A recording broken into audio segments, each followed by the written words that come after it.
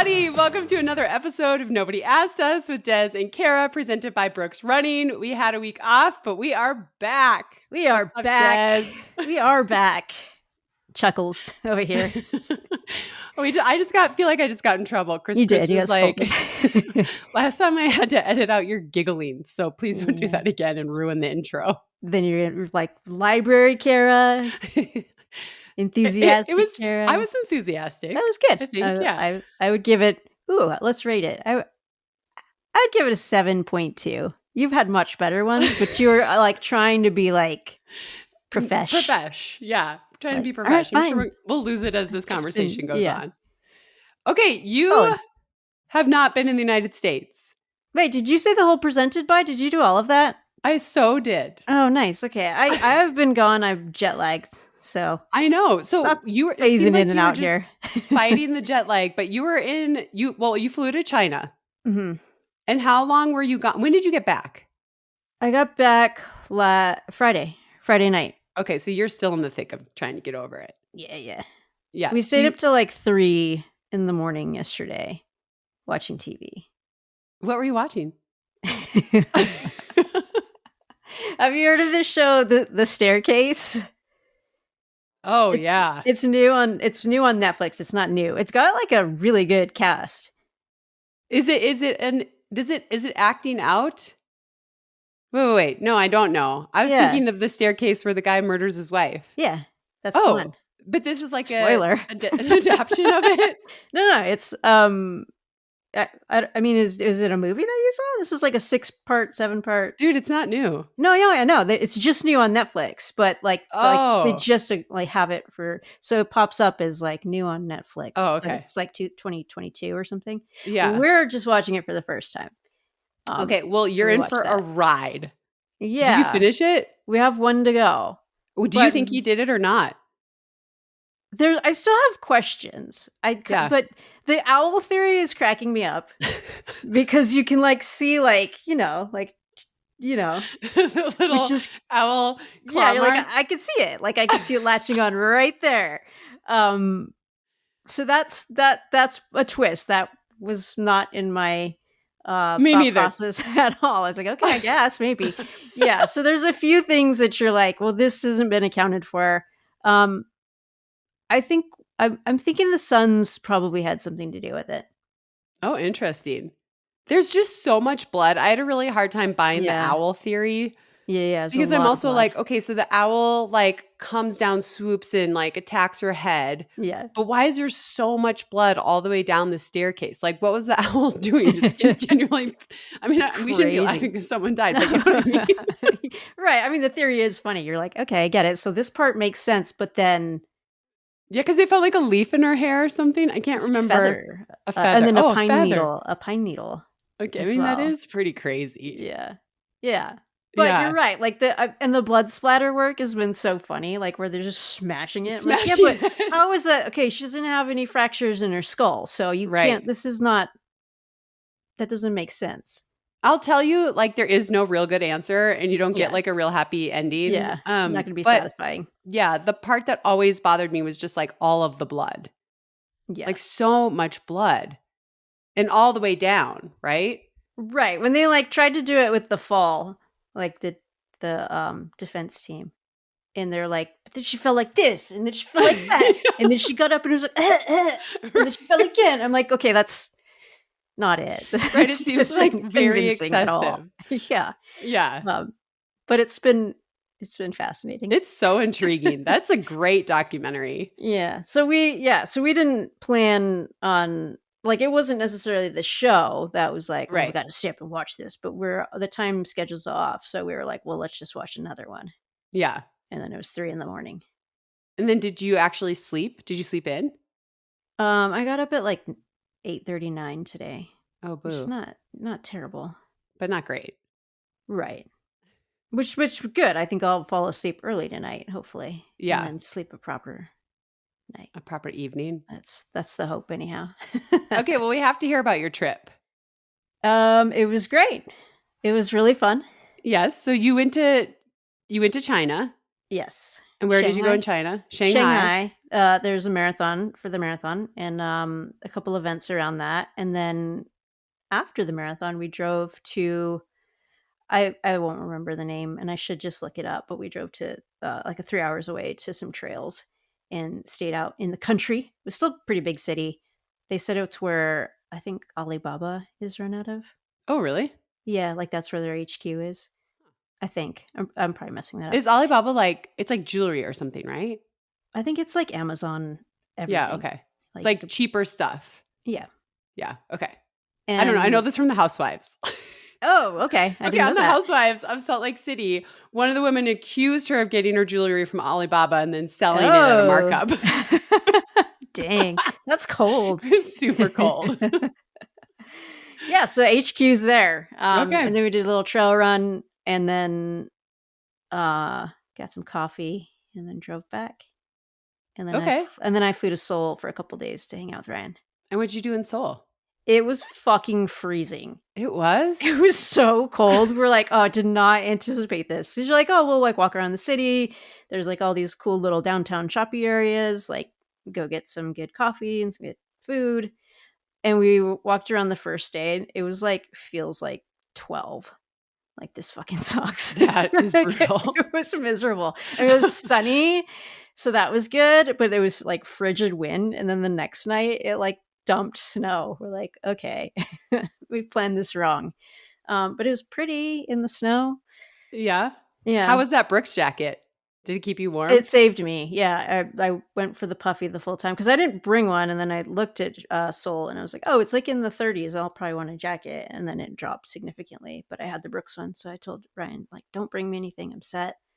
I was like, that new puffy, like, it's warm. It is warm. Yeah. Fired up for it. It held up in Wisconsin. So I was like, wow, this is legit. Because you never know. Wisconsin looked crazy. Give us that travel schedule. Well, Thanksgiving was Thursday. And we left Friday morning. I feel like it was fine through the airport. Like I thought it was gonna be stressful and it wasn't. Yeah. We got there. Everything was like we were cruising and there were warnings that a storm was coming, but we got in early. We checked into the hotel. We went to the course. It was cold, like windy and just really, really cold, but no snow or anything. So Colt got to run the course, blah, blah, blah. Adam and I ran it with Carrie Tolson's husband, remembering when we used to be like cool. Carrie ran with her daughter and too fast for us. Whatever, Carrie. Still too cool. Yeah, she was like, her husband's like, I'll run with you guys. And she's like, oh, good. Like, you guys do your slow little thing. I'm going to go run with Ruby. No, it was actually really funny. But so it was cold, right? Like it was like a little bit shockingly cold coming from Colorado. But then we woke up Saturday morning and it was just, it wasn't very windy, but it was just coming down in like sheets. Oh, damn. And it was, because Colt's goal was to be top 30 because they had gotten a medal and he always misses the medals. Not always, every once in a while he'll nab one, but he typically misses them by like 2 or 3 spots. Dang. And I was like, ah. And then we woke up and I'm like, oh, he's going to do it. Yeah. Because he's not affected by stuff like that. It doesn't bother him. I was like, he's going to beat like 10 people that he shouldn't today. But yeah, it was coming down so hard. But I have to tell you, I was very impressed by the Brooks puffer because all I had under it was like a thermal layer. And Adam's like, you're probably going to be cold. And I was not cold at all. Only my hands got cold. It was legit. And like it got wet, but it didn't go through. Held up. Yeah. Yeah, it really held up. Nice. Yeah. But the race. Go ahead. Oh, I was just going to say the race was crazy. Like you could barely see. It was snowing so hard. The photos were epic. The photos were epic. And it was like cool to see country. Yeah. And it was cool to see the kids just like do it, you know? Like so many of the kids were wearing shorts. We talked Colt into wearing tights. We were like, it's not worth it. Yeah. And I was like, you might want to wear a ball cap just to help with the snow from falling in your eyes. And then I convinced him to start with a hat that he was like happy to lose on top of it. And I said, as soon as you get hot, just chuck it. Well, he ran the whole thing with that thing on. He never chucked the beanie. So yeah, it was legitimate. It was cold. It was coming down and the kids were so tough. It was awesome. Nice. Yeah, it was cool. Do you say ball cap or baseball hat? I don't know. Did I say ball cap? I'm not going to. I would normally think baseball hat. Yeah. Yeah. What do you think about the word cap? It kind of bothers me. It's kind of a dumb word. Like a derp. We had this conversation when we were writing my book, and Bonnie kept using cap, and I was like, it's a hat. Right. But I think I was wondering if it was like regional or maybe it's generational. But then I think you said cap. I think And I I was did like, because I'm Adam sorry. says What? cap, I think. Okay. Yeah, maybe it's, well, still could be generational. Still could be regional. No, honey, you're young. I think definitely growing up, I called it a baseball hat. Hat. Yeah. Yeah, a hat. Yeah. Like, Yeah. but then I think, you know who called it a cap a lot? I feel like Schumacher did. Because when I was running in Portland, he'd be like, make sure you bring your cap for the rain and stuff like that. And so I think that's how I got into the whole A cap what? thing. Yeah. It's like I don't know. the When did top I of a change to pen. being a cap? Yeah. All right. That took us on a sidebar there. Sorry about that. I was just like, wow, she's team cap, but Or do you call it a soda or a pop? soda. Pops a Yeah. sound. No, pop is what it's called. What was Yeah. that? That was a. What happens to a balloon? Oh, so did it. It explodes. Okay. Well, anyway. Now Go you're on, tell me more about the me. race, though. It was great. And then travel out was crazy. Yeah. So he ran, and then I told him, you don't have to cool down. He was so excited. And he ended up getting a medal, and it was so cute because my nephew and his wife. Good size medal? It was a good size medal. Yeah, it was legit. It wasn't a teeny tiny one. It was legit. So we had to go up. We were originally just going to leave from the course and go. My nephew lives within blocks of the course. Oh, cool. Yeah, so cool. And his wife had never been to a cross country meet before. And it was actually so fun because we were all so invested on him getting a medal. Yeah. And the last time we saw him was with a K to go, and he was in 33rd. Oh. And I was yelling, I go, you have to pass 6 or 7 people because I didn't want him to just pass 3 and settle. Right. And then the guy in front of him goes 6-7, 6-7 while they're racing. That's such a cross country kid thing. Colt was like, I can't believe he did that. I'm like, me neither. But anyway, so he finishes, and I didn't count when he was finishing because I was just so like cheering for him and telling him to hold everybody off because he was like with a group of people. And then this little ticker is coming down, and it had like, 16th through 20th, and then it had 20th through 24th, and then it had Colt at 26, which I think in the end he actually was 27th. They readjusted the results, but doesn't matter. My nephew and his wife went crazy because they were so invested in him getting a medal. So they were just like going crazy, so excited. And then, so we went up to the field house. He got his medal. There was no like award ceremony or anything, but he got his medal. And then we went to their house and he took a shower. And then we were like, well, we're going to head to the airport. And our flight was already delayed. And at that point, I tried to switch us to an earlier flight because they were all just getting delayed. And I'm like, well, the first flight that's going to get out is going to be the first flight. And then as we were driving to Chicago, it just kept getting delayed more and more. And finally we get to the airport and I'm like, it's not going to go out tonight. Like, it's not going to go out tonight. And so we just pulled into a gas station because we were filling up our rental car to return it. And I just called United and I said, can we just get out of here tomorrow? I know the flight's not going to take off. And she said, there's no direct flights out tomorrow. And I was like, what? She's like, they've already been taken. I was like, what about Monday? And she's like, no. And I'm like, oh. I go, is there anything with a connection? She said, well, you can fly through Rapid City. I'm like, put us on it. That's fine. We have to get home tomorrow.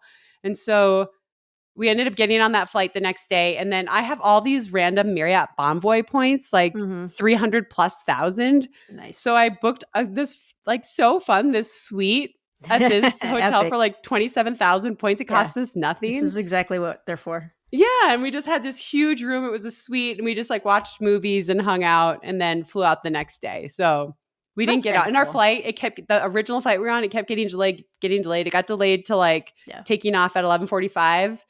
It never took off. No.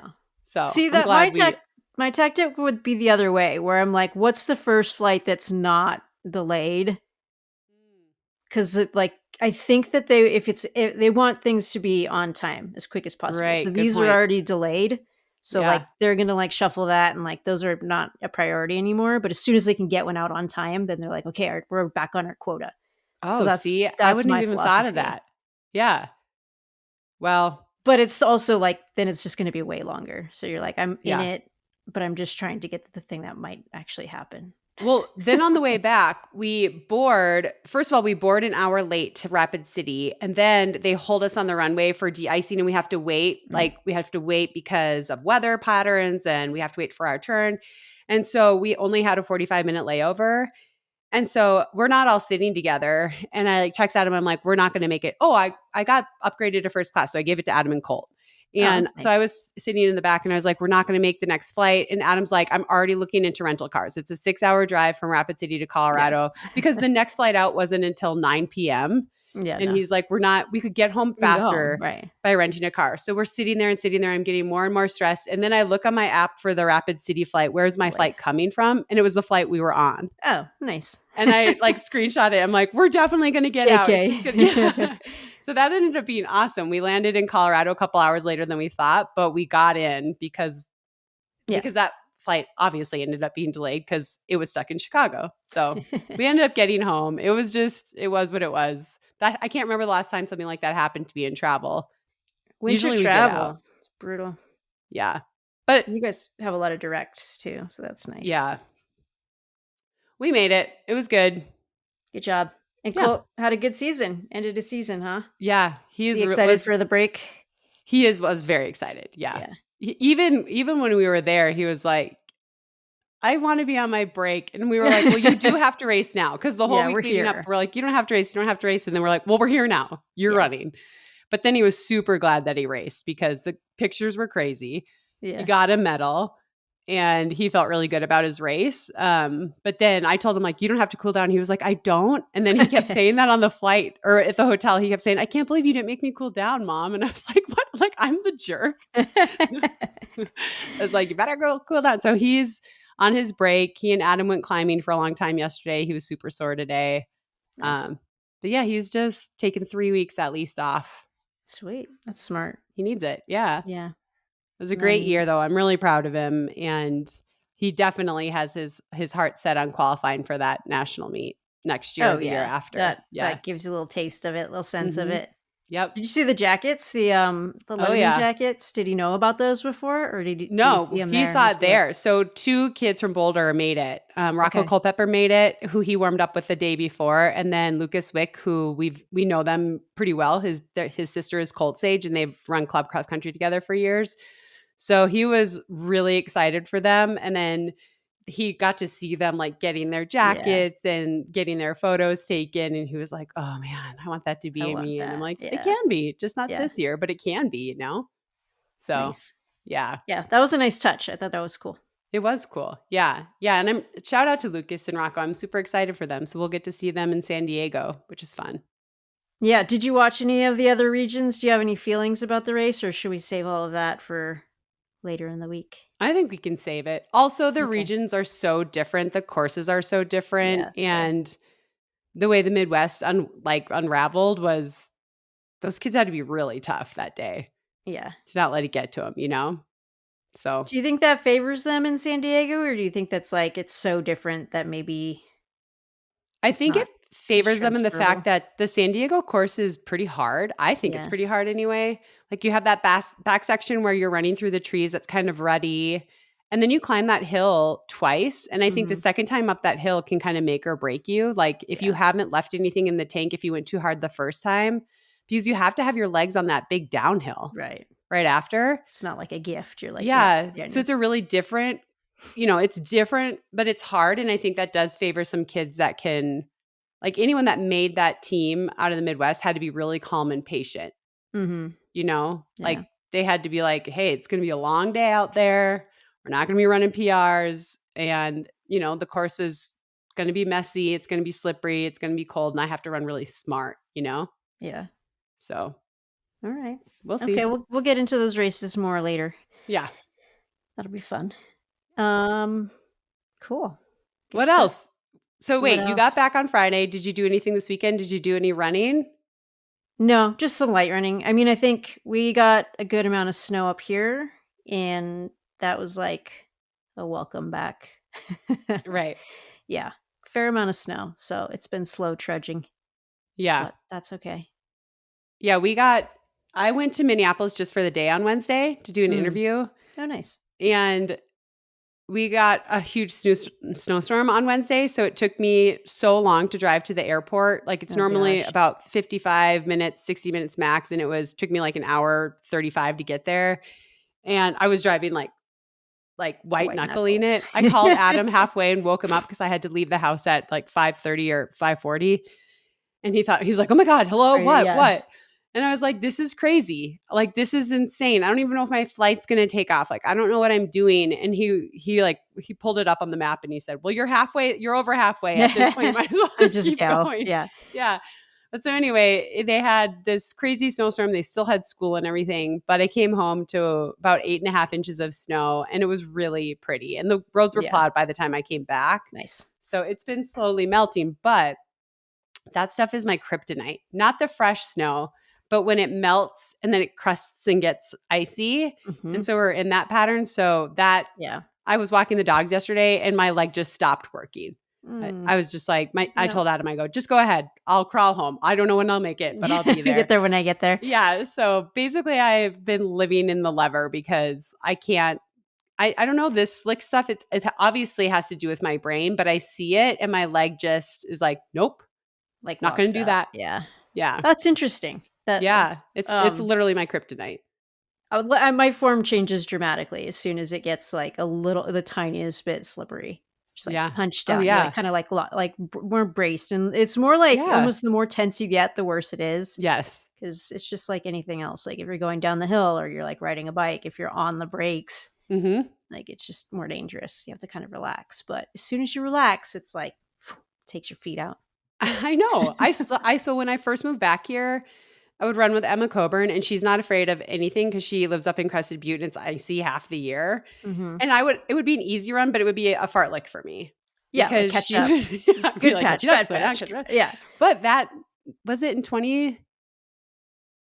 It must have been the year after I moved here. I slipped on my driveway on ice and tore my meniscus and had to have surgery. So it like reinforced what I'm scared about. I was literally just putting stuff in my trunk to go to practice and slipped and just like tweaked my knee wrong. Yeah. And so then after that, it was like, before I even had dystonia, it was like, I'm afraid. Don't like it. Yeah. I don't like it. Don't like it. I don't like it at all. Yeah. Yeah. I wish I wasn't afraid, but I am. Well, I think it's just like a practical thing to be afraid of, especially when your career is running and you're like, oh, that's true. I hurt myself doing my job. Yeah, true. You could just, I don't know. And that's the other thing too, is a lot of times you could just wait. So I feel like some people get so locked into being morning runners. It's like, oh, well, if you didn't run at 8 a.m., like you're a little bitch.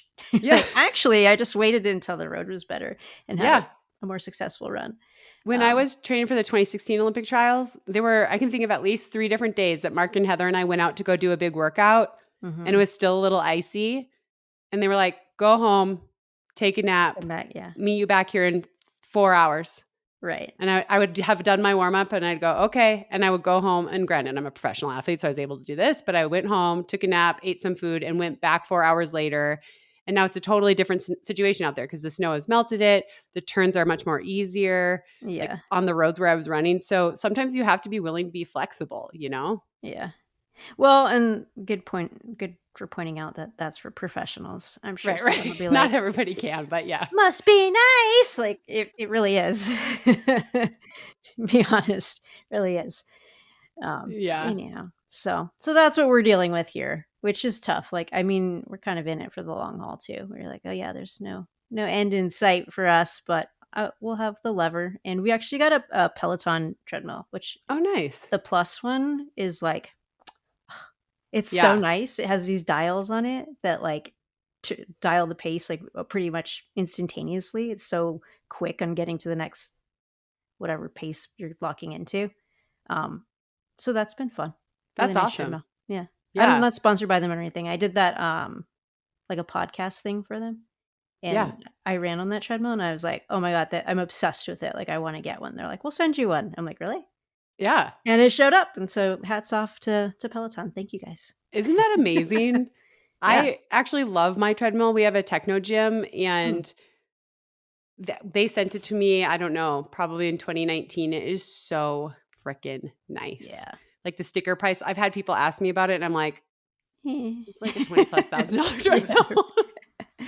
I don't know how I got so lucky. But I'm super grateful because it's so nice and it's so like soft for a treadmill, and I'm on it all the time, you know? Yeah. But yeah, I wouldn't cough up that money. So Great. Thank you. yeah. So thank you, Peloton. Thank you, Techno Gym. Yeah, exactly. Yeah, and you can throw the lever on that thing, which is great. Yeah, that's awesome. It's I really know. cool. Love the lever. Um, Clutch. all right. What you want to get into some result type stuff? There How do you was feel about that? so I feel like much running this past so weekend. much. I feel like this is the last hurrah before the break of, Christmas, Hanukkah, New Year, all that stuff. Yeah. But For there was, Houston half, right? yeah, That'll be the until Houston. next. Basically, I feel like it's a break till Houston. Yeah. But there was so much running. Yeah, what was exciting for you? Were you like, I have to watch this, or I need to check these results? What Well, caught your eye the most? I had to watch the cross country because Hunter Robbie, my friend's son, was running, and he had such a good chance to win the national high school championship. And so I just started my day watching him, and he just got out so bad. Oh. He was in like 80th at the mile, and he just was working, and he worked his way up, but then he hadn't quite caught the lead pack when they started their moves. Yeah. And he ended up 6th in the I was gonna country, and there's say, you said absolutely 80th, and I was like, nothing. Yeah, there's nothing wrong with it. I mean, his second mile had to be the fastest by far of anyone in the race because he was like just moving cranking. up. Yeah. And I think it's just for him, it's just lack of experience at that super elite level. Cause I know he was pretty bummed, not with the placing, but with the way it unfolded. He had hoped to be like in it more, at the 2 mile mark. But so I watched him, and then I did something else. And then I was like, well, now I'm going to watch the girls because I know a bunch of the girls that are running. And then it just rolled into your whole day. The professional races. Yeah. And so I had a movie on. I was about to wrap presents, and I put a movie on, and then I just paused the movie and I just watched cross country all day long. And I have to tell you, tip of the hat to Runner Space. Yeah. It was an excellent production. The camera angles were great. Nothing ever cut out. We saw so much. They were constantly panning back, to see what was happening Into behind. the field. Yeah. The commentating was excellent. It's hard for me to say, but Galen Rupp was excellent. He was an excellent commentator. Paul Swangard, always good. Carrie Tolson, always good. But it was very watchable. I mean, I had it on for hours. Yeah. Yeah. There's no commercials, right? No. There was a big break between the boys race and the girls race. And at that point I walked away for a while because they were like interviewing the kids and on the podium. And I love them, but I'm not that invested. Right. No, But once the high school races were over, it was just race after race after race, And I think that helps so much. I mean, I think that's like such a big difference between like when I did the marathon project, I was like, oh, this is so comfortable. Like you can just have a conversation or whatever. Like you're not like worried so much about how the format flows and like getting here and getting there. And I think that that's like the best way to really let someone show what they can talk about the sport, really, right? Like it's uninterrupted, and you can kind of you're not stressed about anything else. Totally. And I'd say like some of my best race calls have been for the world feed, and no one sees it. But it's because it's 4 hours. There's no commercials. There's no packages. You're literally you really get to storytell. You really get to explain. You're not trying to wrap a thought to throw it. Right. But they did a great job. It was super, super watchable. The cameras were great. You could really see the way the course was deteriorating. They did like I said, they did such a great job of like panning back and telling you what was happening in those positions further back. And so I wasn't planning on watching cross country for 6 hours, but that's essentially what I did on Saturday. Yeah. Nice. Well, did you appreciate the pro races? What were your thoughts on that? Any big takeaways? Yeah. So I think I'm trying to remember now. The men ran first. Mm-hmm. Yeah. The men ran first. And they had the 2Ks, which were really fun to see, right? So there is no 2K at the world champs, but there's the mixed relay. Yeah. Okay. So there's a woman goes, a man goes, woman goes, man goes. So the top two across the line were those two people for each gender for the mixed relay. Okay. And it was cool to see cross country like so fast. Yeah. Right. I mean, it's like cross country. Yeah, it's like a mile. I mean, it's more than a mile, but barely. Barely, yeah. Yeah. So I thought that was just fun to watch. And Ethan Strand just looks like he's going to be a factor moving forward, which is pretty cool.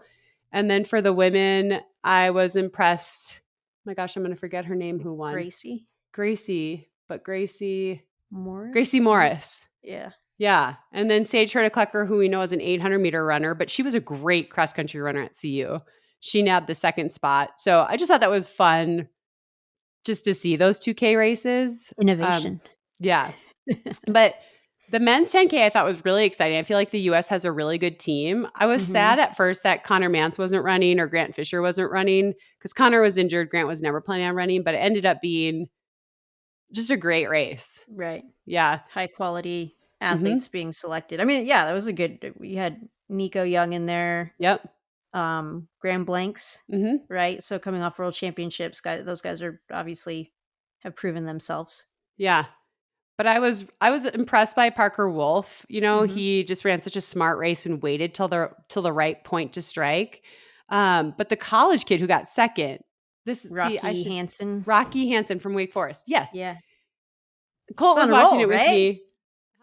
He's on a roll. And he like just took it to everybody. And Colt was like, what is the college kid doing? Shouldn't he just sit and wait? And I'm like, well, he is sharper because he's been racing all year.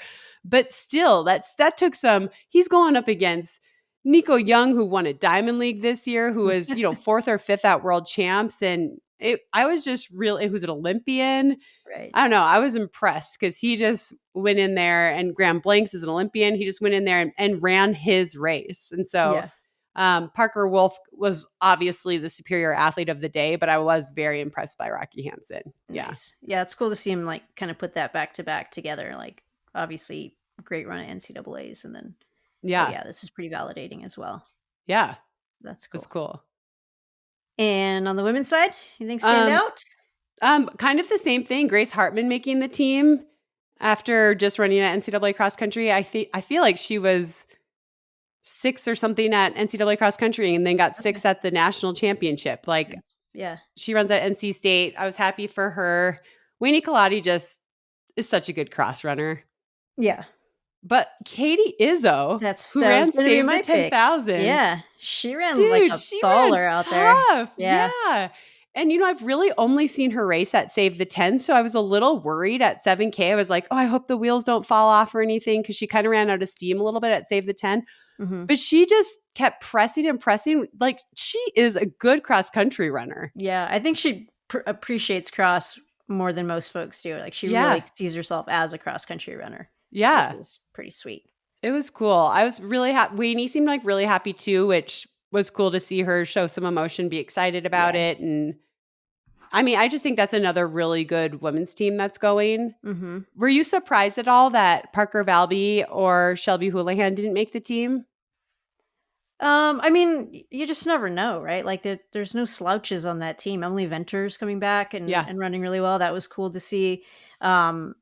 I thought Parker looked really good at the 5K. She's obviously not in peak form, but she's coming back on pace, and it's looking like it's going the right way. But obviously getting on the grass is totally different. Yeah. So I think it was good for her to do it. I'm not sure that the expectations were like, it's a failure if I don't make the team. Yeah. But she's a racer. She committed to it. I was surprised by Shelby's positioning. Like, from the start. I was too. It was sort of like, I'm just going to go because it's on the calendar and like sounds fun. Not necessarily like, I'm in shape, I've trained for this, I'm going to try and make this team, is sort of what it looked like to me. I thought she would be more competitive for sure. With Parker, I was impressed that she went out there and ran it and went for it in the beginning. And then it kind of like, ran away from her. But she was super injured this past year. And she didn't start running until pretty recently. I think she said at the New York 5K that she had only been running, like really running for weeks at that point, like 5 or 6 weeks. So I was impressed that she went for it, but I know we're forgetting people. Krista Schweitzer looked really good to me. She ended up 3rd, I think. Or was she 3rd or 4th? I'm doing a horrible job. We're going to get called out for this. No, it's fine. I mean, they were in the top 6. You made the team. That's like what we remember the winner. And then if you made the team. Edna Kurgat was 3rd, I think. Yeah, she ran top. They might have, I feel like it was a little sprint at the finish between her and Carissa. It was like she faded a fair amount, but she was someone who really stuck her nose in it early and was Right. like, I'm just committing to this pace and it could Yeah. blow up on me. And I think Emma Grace Hurley was someone else who Mm-hmm. like really committed and had it go just kind of the other way where she was just on the outside, which is a bummer. I know that she's been on a team before for cross and was a good experience. So I'm Yeah. sure it was a high priority for her. But For me watching it, I feel so much envy for these women because cross country is always my favorite and they get to go around the world championships in the United States. And I'm just like, oh, you guys are so lucky. yeah. I'm sure they appreciate it, but I hope they like really soak it in because to run on home Yeah. soil is going to be amazing. Do you think anyone who made it will turn down the spot, or do you feel like they all seem pretty committed? I think everyone's committed, Seems especially like it. because it's here. Yeah. Yeah. Yeah, I think I read Wayne Claudia was going to skip Houston half, which she normally does, to focus on it. But maybe I'm wrong, so don't quote me on that. No, I bet you're right. I bet you're right. And what another thing I liked about the day was nobody cared about the times. What about the weather conditions? Yeah, I mean it wasn't rainy, but the course was Fine. Yeah. destroyed. Yeah. Right?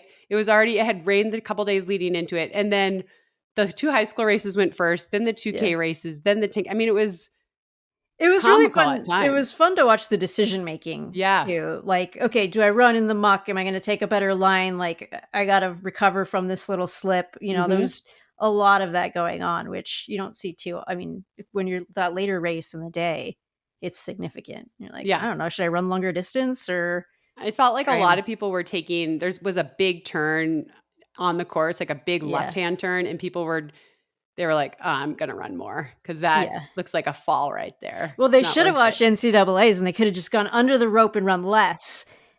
Probably not gotten DQ'd. Probably not. Like, missed Probably not. opportunity, kids. Yeah. Well, it was a good day and good Yeah. coverage and And we got a team. We got a team for the yep. world champs, which would be But great. while I was watching it, Yeah. a friend of mine sent me a video of Jane Hedengren Yeah. running 14:44 and That was crazy. I didn't see it because I was watching all the cross country, but wait, I have to read you these splits. Did you see the splits for it? No. Okay, so she came through the 3,008.59, which is really just on pace for 14:58, right? If even, because it was 8:59.01. So it was on pace for 14:58. But then she's averaging about 3 minutes per kilometer. Then the fourth kilometer, she goes 2:56, and the last one, she goes 2:49. So you got to think It's wild. A little more there's left a in the lot there. tank. A little left. 14:49, she takes over 7 seconds off the collegiate record. And you know what I love about watching her is it doesn't even look like she's running hard. It's See, I super don't love deceiving. that. Like, make it look hard. It's This is so unfair. deceiving because Yeah. has such a big stride. She's a little bit taller of an athlete and she has this Mhm. nice long stride and she just looks like she's tempoing, but she's running 14:44. That's crazy. Yeah, like it just looks smooth. Yeah, I wasn't surprised by her time, but I was still like, wow. Yeah. What'd you think? I thought it was crazy. I was like, this must be a typo. But nothing surprises me anymore. And yeah, I think she's going to do incredible things. I mean, I think it's kind of shows how good that cross country race was, Mhm. and she's been so good all year. And then you get on the track and like hit the ground, pop off the ground like you're used to, and you're strong and you're quick. And yeah, I think that cross country strength just transfers to a lot. So it was cool to see that. Yeah. I'll be interested to see like what the next steps are. Like, you take a break, or you like, nope, we're just going to roll into the next thing. I would think she's Um, got to take a break. yeah, I would I hope, mean, but she's I think she ran NCAA's a week or two before. yeah, Just a week before, I just guess. I think a No, week. 2 Yeah, weeks before. You I don't have to even know take a what break day it at some is. point. Yeah, I think it was 2 weeks before. But she did say in an interview that she's actually been, or maybe Diljit said, her coach said that they actually took her mileage down from Down. last year Yeah, and just increased the intensity, which now I want to know what her mileage was last year. yeah, it's a fair question. What do you think it is now? Did she say what it is now? She didn't say what it is, but she's got, I don't know. I'm thinking if you're running 14:44, you have to be doing at least 60 miles a week. because no matter how talented you are, you have to do work to run 1444, right? And the talent comes in being able to handle the work. Like that's where the talent lies. So, but I don't know. I'm just guessing. Yeah, no, I think it's a good question. I wonder how many of these high school kids are running pretty high mileage, significant mileage at a super young age. And then is that better long term, or is that something that's going to shorten a career? I feel like you always hear the stories like, well, the Kenyan kids have a head start because they run to school every day. Like, right. Do they? Right. Like, is I that know. it? Right. And is running to school different also than structured training too, right? True. I will say it was interesting. They did a little, and this is not to criticize, but they did a little interview with previous NXN winners, the high school winners before it started, and it was pretty interesting to see how many of them I don't know who they are, and not because they aren't insignificant, but they didn't become NCAA champions. They didn't go on to run professionally. They didn't go on to make teams. So sometimes I wonder if, and I would say Jane is definitely an exception to this rule, but sometimes I wonder if the training it takes to win some of these high school national titles like steals from your career later on. Yeah, it's got to take something. Well, I mean, and it's also just a totally different time in your life, right? Right. Like, change a lot physically, mentally, the whole thing, motivational. Yeah. I don't know. So Interesting. I think that Jane is, I'm on this NBC thread and Otto is like, explain it to me like I'm 5. What am I seeing? And I'm like, well, she ran sub 15 last year as a high schooler. Yeah. And she ran 8:37 or something by herself. I mean, she is like a true prodigy.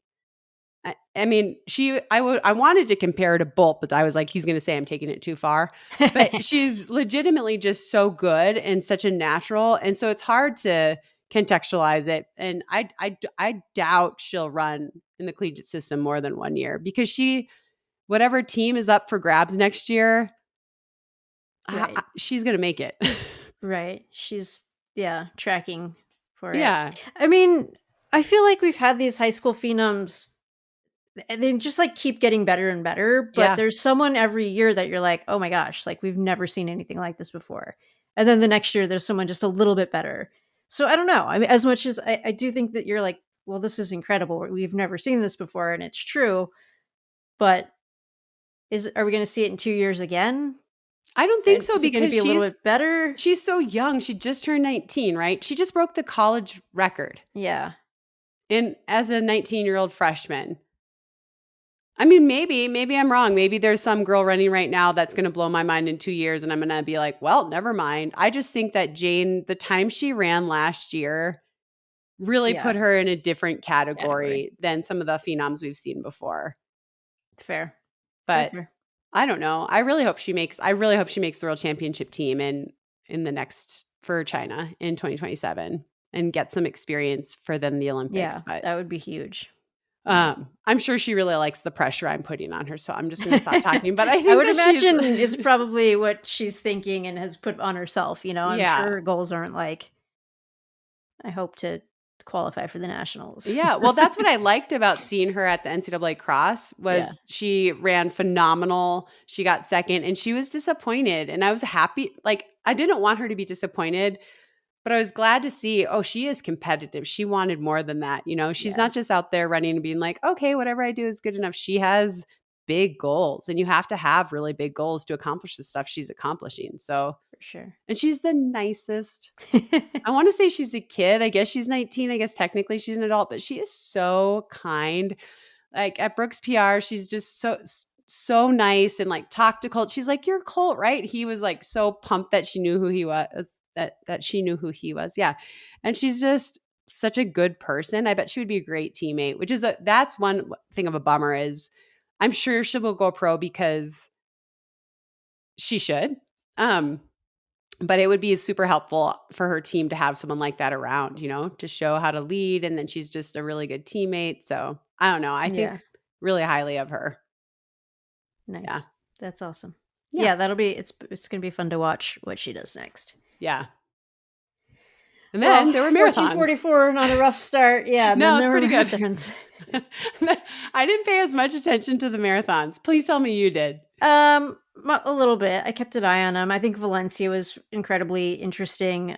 John Career bounced back from Chicago, where he dropped out. I believe he dropped out and just ran incredible. 202 something, like 20s. Yeah.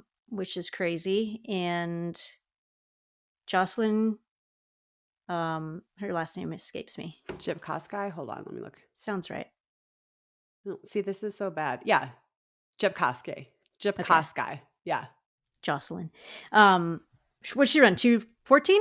2:14.00. Right. 4th on the world all-time list. 2:14. I mean, honestly, like a couple years ago, that would have like broken your brain. Right. Not a couple years ago. I guess now it's been a while. I know. When was Paul's record broken? Was that in 2021 maybe? 21? No, because it was before the Olympics. It had to be before the Olympics. Because Bridget Kosgei was selected to the team even though she wasn't running that great because she had run 2:14. Okay. Yeah. So maybe it was was it in 2019 before COVID? That would surprise me. Yeah.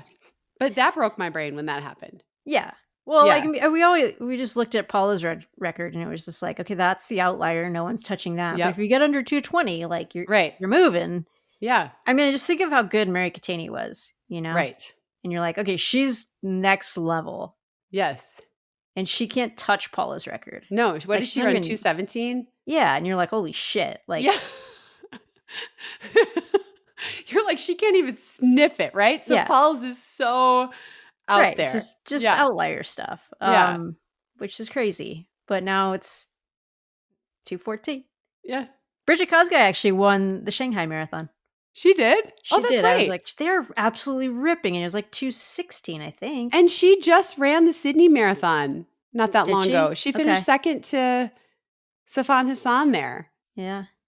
That's wild. Yeah, that's a quick turnaround. I was like, they showed me the results because I was obviously watching the races, but I looked him up after. I was like, oh, that like checks out because she was ripping it. It looked like they were running super fast. A little bit of a warmer day out there, so she can go quicker for sure. I feel like she's having a comeback right now. Yeah. And it's like sneaky, right? Because you're like, Shanghai. Mm-hmm. And I swear she was at Sydney and she surprised Safan Hassan because Hassan said afterwards, like, oh, I ran harder than I wanted to because she was running so well. Yeah. So it'll be interesting to see if she gets herself like in London next year now and really has like a coming out party again. Yeah. I don't know. She's got to run like 2:14 because 2:14 back in the day won't cut it anymore. Yeah. So crazy. What do you think of the American women? Clayton Young ended up pulling out because he was injured or he's been battling injury, but Emma Bates and Kira D'Amato raced there in Valencia. Yeah, there was a bunch of, well, not a bunch, but there's a few scratches. I think Zach Panning's been dinged up for a little while. He was supposed to run there. Clayton wasn't able to. So I think you had the opportunity for good American men to go run fast, and it just shows how hard it is to get ready for these things. Right. But yeah, I mean, I think Emma Bates, she ran fair in Boston. I don't know. I feel like I have high expectations for her just because of the Boston where she was in the lead and in that front group for, so long and pushing the pace. And I think of that as like peak Emma. Mm-hmm. And I'm always like, oh, she can contend. She can be in the front. She can be a podium. So I'm not trying to knock her, but I don't think this is great performance. I don't think she tore her plantar. I think you're a different athlete coming back from that. So I guess I have two different visions where I'm like, no, like this is Emma. She should be in the front battling. But for the last couple years, I think it's like consistent. Yeah. Right. Like, I think she can be better, but if this is your consistent day, it's pretty solid. Right. Yeah. I think so too. Mid. Yeah. She ran 2:25.51. I thought she would run a little bit faster, but again, I don't know why I think that. I think also I'm just captive. She had like 2 years at Boston that were great. The first one where she like led for so long and then she went back the next year and also ran really well. And so that's such a hard course. I'm always thinking there's a 2:18 in her. Yeah. You know? Yeah. But she seemed happy with it and who knows what she's overcoming. She's also been dealing with like some blood disorder. So who knows what's been going on with her. And then Kira D'Amato ran 2:28.14. Yeah, it's a step forward, right? Yeah, She for sure. she was super off in Boston and then was injured prior to that. So it's a hard one because it's like, yes, you're patiently coming back, but when you're in your 40s, like, is patience really part of the game plan? Like, Right. like Right. I'm You only just have so much speaking from time. experience at your TikTok. Yeah. So, but it's, you're trying to manage both because you can't just be stupid and be like, well, I need to be there now. And Right. so I'm going to go out in 110. Yep. Like, well, that's not what the training says. So, Right. I mean, I'm I sure it know. was like, I didn't even get catch her halfway split, but I'm sure it was a very calculated race. And um, I'm sure she wanted more, but I think that it's obviously a nice step forward from Yeah. Boston. I had a thought when you said about Clayton, like it just shows how hard it is to stay healthy for these things. Yeah. Do you think that with athletes trying to race more than 2 marathons a year, it's setting them up to get hurt? I feel like there's this false sense a little bit that with shoe tech you can just well then you know what? Who knows? Like No, say it. Complete. Sifan Hassan like raced a million times this year. So Outlier. She's not the same. yeah, well, I think that like with shoe tech, you come off the race and you feel good or you feel better than you did in the past. And again, Mhm. I was done before shoe tech, so I'm like just talking out my ass, but I feel like you still did the training and you still ran hard, right? So like your cardiovascular system and all of that still trained and still needs downtime.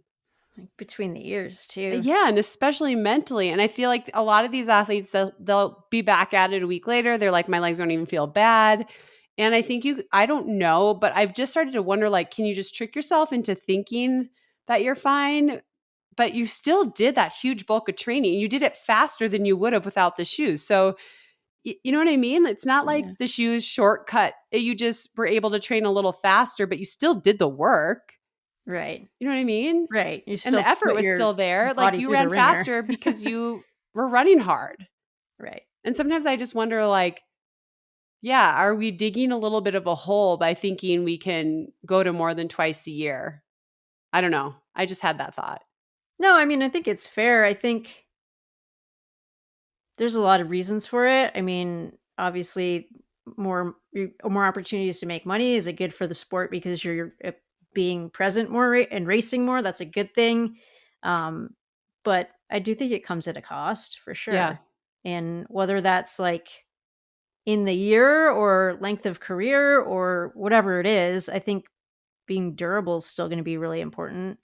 Yeah. Um, and yeah, I think that there's still gonna be a cost from slamming 3, 4 races in a year.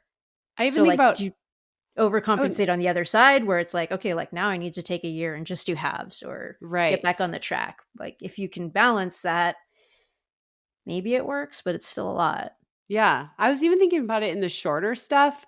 Like Mhm. Grant Fisher didn't run cross, Yeah. and we all wanted to see him there, but he said from the beginning, "No, I'm not doing that." And then Connor Mance was like, "Oh, I'm definitely doing that." And then he got dinged up. And then Nico Young is doing it and he made the team, but he didn't look great. Mhm. I mean, he made the team. So he got the job done and he can look a lot better in, a month. But yeah, I just had this one, I just started to wonder if like just because you come off of stuff and your legs feel good doesn't mean that you still don't need rest. Yeah.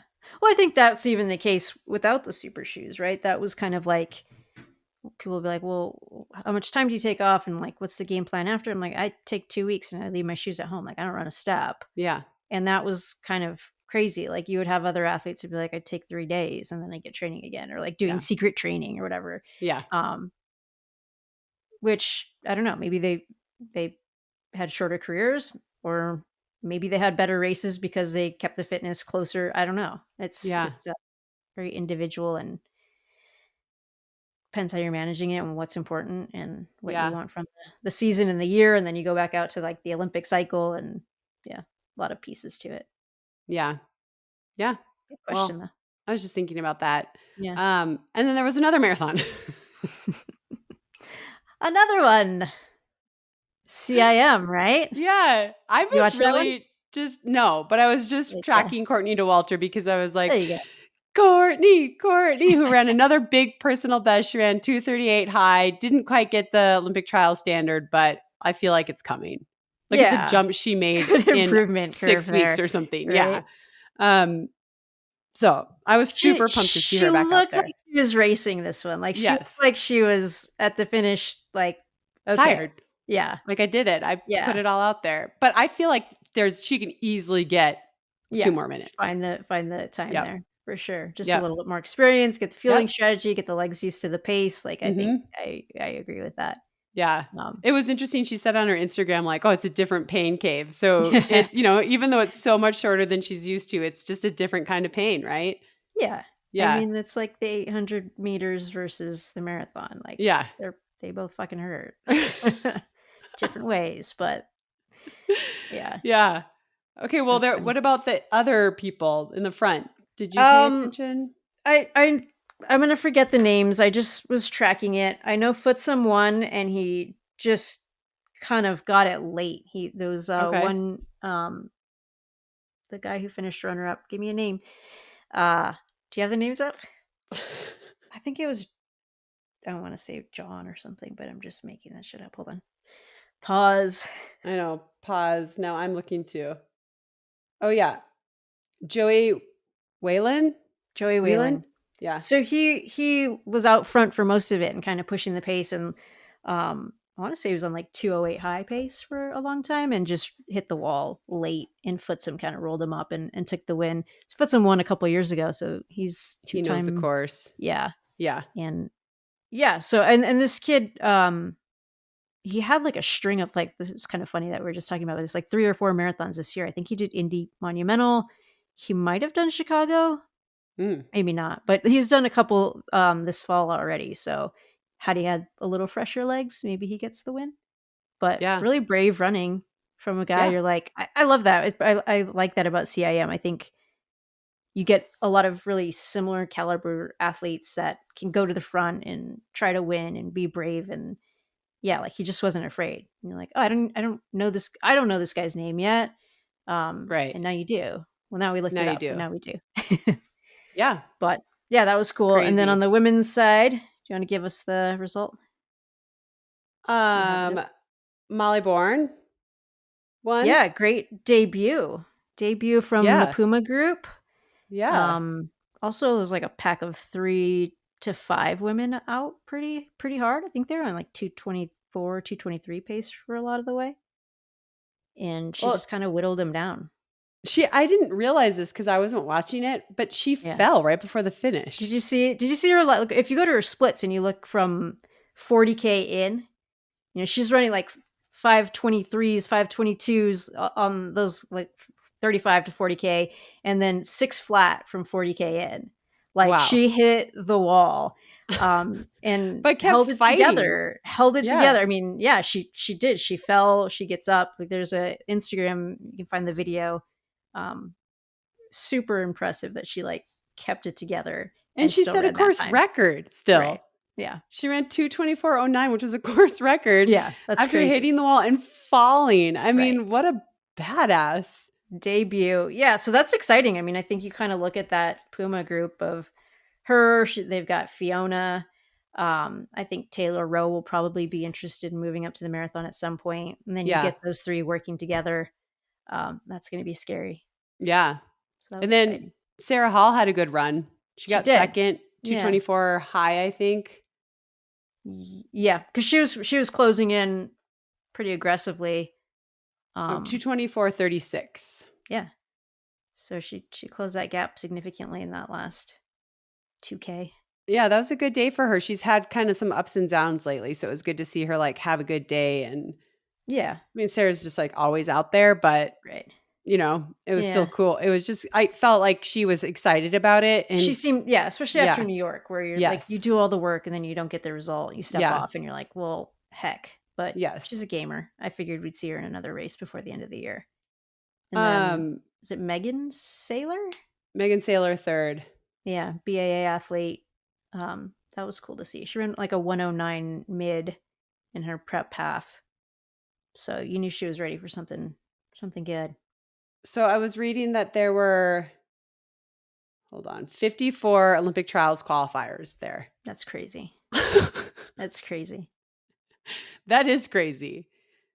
Yeah. I mean, I think CIM's super fast and people get in the right groups on the right day and you see other people doing it and you're like, well, yeah, I can, why can't I latch onto this pack? Why can't I get this qualifier? Get Why in there can't I and run just this roll time? with everybody, right? Yeah. And it's interesting. Like, do you think that race is more about time or do you think that race is more about racing? Like, which one do you think I think it's more about is time. front of mind? Yeah. Time. I think it's like people go there because they know it's a friendly course. They know there's going to be a lot of people shooting for similar stuff. Maybe in the front they're trying to race, but even there, I feel like fast they're still times. thinking about times. Yeah. Yeah. But I don't know. I've never been out there, so yeah, it's I don't interesting. know. I just wonder with that like group mentality, it's like maybe you're not racing like trying to beat people, but you're like, I also don't want to lose. Like, I don't want to lose my pack because all of these other people are doing it, and it's not necessarily about like slitting their throats today, but Right. I don't want to like. I'm not gonna not beat that. Like, you know what I mean? Like, I'm not gonna Yeah. fall off Yeah. this group. Like, I belong here too. So I Right. think you just when you see a lot of other people doing it, you're like, I can do this. Yeah. That's what So it takes, right? Well, I a think that was lot all of the running. a lot of racing. I'm sure we missed something, but yeah. I'm sure we did too, but oh well. It's pretty good. Let's send it home with a lever top 5.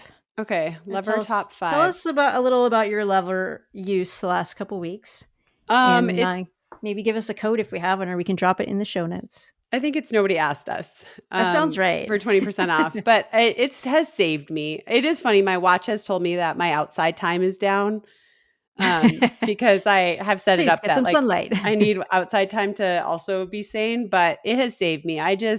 My dystonia has not been great. And then, like I said, the snow is my kryptonite, is just taking me out. And so, I have so many issues, as you know, like I need a knee replacement. I think I'm going to do a partial next year, Oh, but I jeez. don't feel any of that when I'm on the lever.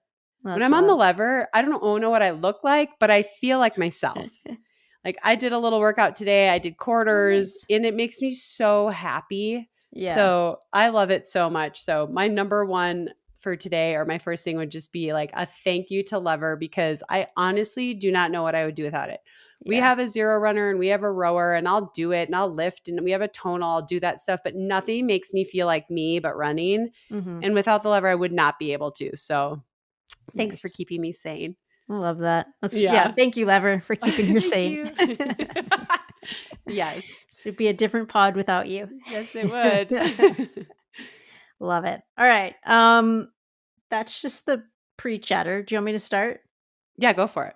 All right. I got a good one. I'm going to go with Anna Gibson, who is a Brooks athlete in the trail mountain team and took up skimo, a new Olympic event this year.